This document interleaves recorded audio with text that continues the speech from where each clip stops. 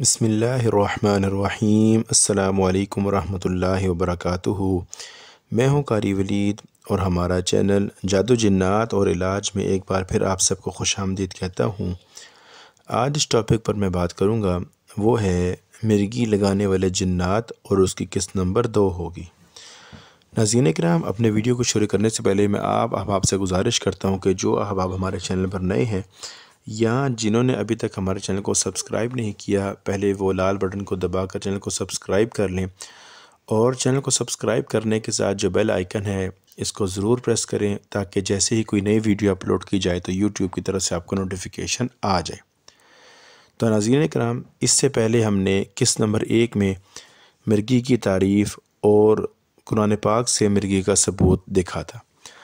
آج ہم اس مرگی کا ثبوت سنت سے دیکھیں گے کہ کیا سنت میں اس کی کیا جگہ ہے، یا نبی کریم صلی اللہ علیہ وآلہ وسلم نے اس کے بارے میں کیا فرمایا ہے۔ تو ناظرین کرام، بخاری میں ایک روایت ہے کہ عطا بن ابی رباح روایت کرتے ہیں کہ مجھے سیدنا عبداللہ بن عباس رضی اللہ تعالیٰ عنہ نے کہا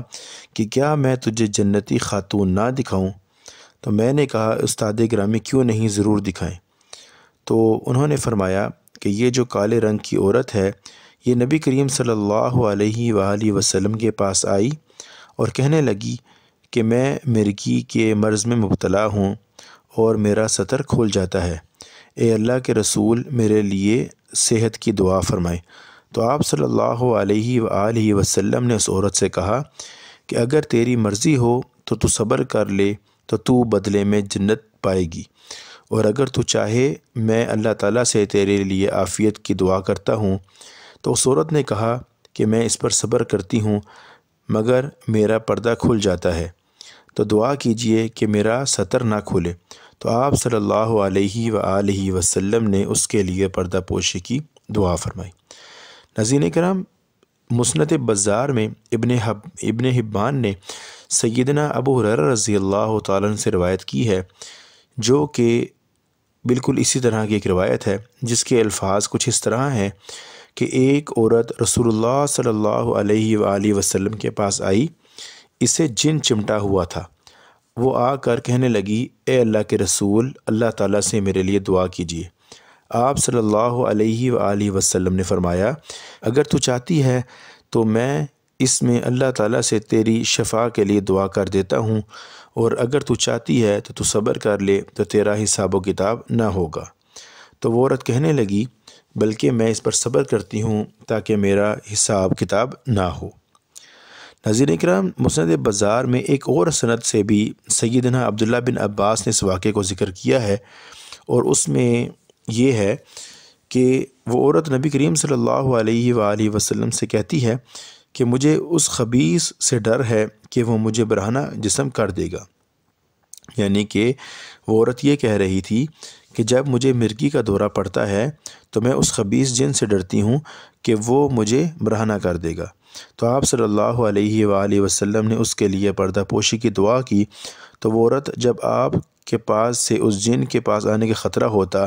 تو وہ عورت کعبہ کے پردوں کے ساتھ چمٹ جاتی تھی۔ ناظرین کرام، اس کے علاوہ بھی اس طرح کی چیزیں ہمیں ملتی رہتی ہیں۔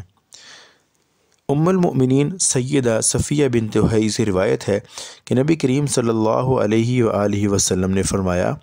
کہ جو بچہ بھی پیدا ہوتا ہے شیطان اسے چھوتا ہے،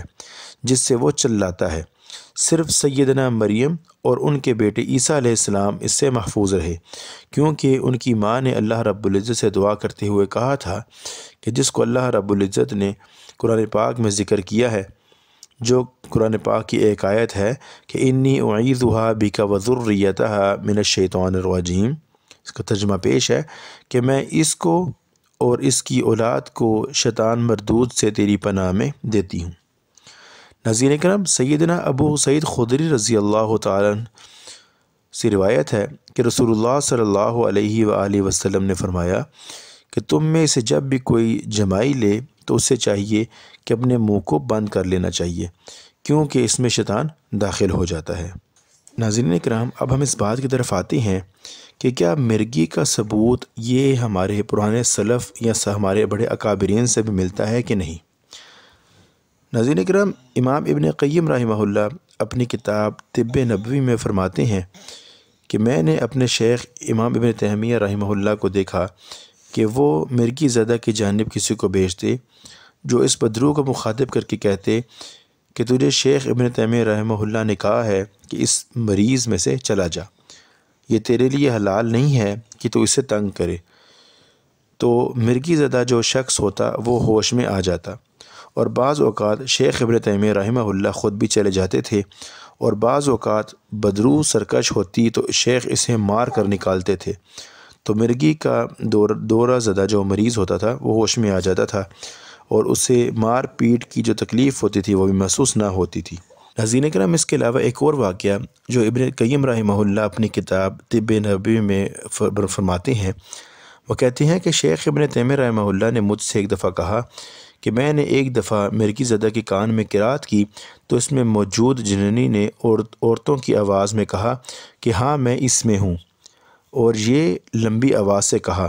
کہتے ہیں کہ میں نے لاٹھی پکڑ لی اور اس کی گردن کی رگوں پر مارنا شروع کر دیا کہ مار مار کر میرے دونوں ہاتھ تھک گئے، یہاں تک کہ وہاں موجود لوگوں نے یہ یقین ہو گیا کہ یہ اس کو مر جائے گا، اور دوران مار ہی وہ کہنے لگی کہ میں تو اس مرگی زدہ سے پیار کرتی ہوں، تو تم مجھے کیوں مارتے ہو؟ شیخ ابن تیمیہ رحمہ اللہ نے فرمایا کہ یہ تجھ سے پیار نہیں کرتا۔ وہ کہنے لگی کہ میں اس کے ساتھ حج کرنا جانا چاہتی ہوں۔ تو پھر شیخ نے کہا کہ میں نے اس سے کہا کہ یہ تیرے ساتھ مل کر حج نہیں کرنا چاہتا۔ تو پھر وہ کہنے لگی کہ میں اسے آپ کے احترام کی وجہ سے چھوڑ کر جاتی ہوں۔ تو شیخ نے کہا کہ نہیں، اگر چھوڑنا ہے تو اللہ تعالیٰ کی اطاعت اور اس کے رسول صلی اللہ علیہ وآلہ وسلم کی اطاعت کرتے ہوئے چھوڑ دو۔ تو وہ کہنے لگی اچھا پھر میں جاتی ہوں۔ فرمایا اتنی دیر میں وہ مرگی زدہ بندہ